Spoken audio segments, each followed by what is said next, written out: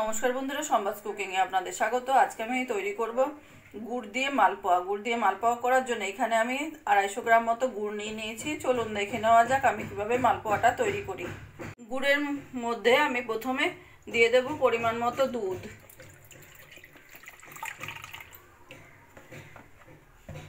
দুধ দিয়ে এই হাতাটার সাহায্যে আস্তে আস্তে গুড় আর দুধটা গুলে নেব। এইভাবে আস্তে আস্তে করে মিশিয়ে নেব গুড়টাকে দুধের মধ্যে। গুড়টা দুধের মধ্যে ভালো করে মিশিয়ে নিয়েছি। এবার দিয়ে দেব আমি 250 গ্রাম মতো গোবিন্দভোগ চালের গুঁড়ো। চালের গুঁড়োটাও এভাবে হাতার সাহায্যে ভালো করে মিশিয়ে নেব।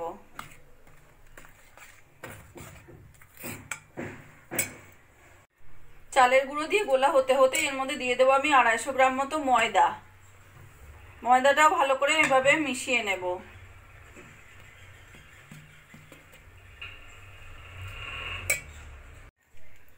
ময়দা, চালের গুঁড়ো, দুধ, গুড় খুব সুন্দর ভালো করে এভাবে নাড়িয়ে নাড়িয়ে হাতা দিয়ে মিশিয়ে নিয়েছি।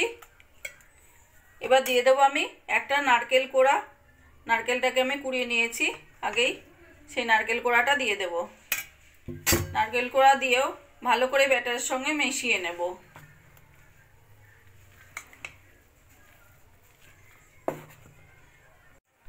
নারকেলটা ভালো করে মিশিয়ে নিয়েছি। স্মুথ ব্যাটারটা আমাদের রেডি হয়ে গেছে। এদিকে কড়াইতে তেল গরম বসিয়ে দিয়েছি, তেলটাও গরম হয়ে গেছে।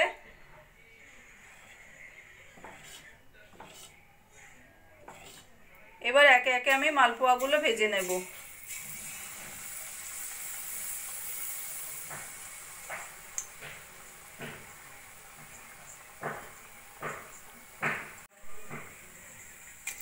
আস্তে করে আমি উল্টে দেব।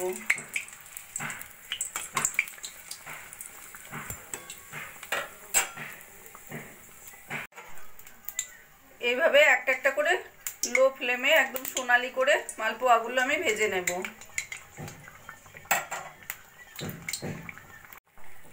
এই মালপোয়াটা আমার সোনালি করে ভাজা হয়ে গেছে। এটা আমি এবার তুলে রাখবো।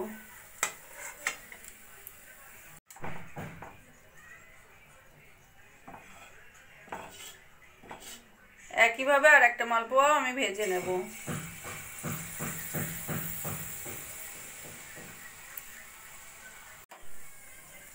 এই মালপোয়াটারও একটা পিঠ হয়ে গেছে, যে ফুলে উঠেছে সুন্দর। আস্তে করে এবার আমি উল্টে দেব।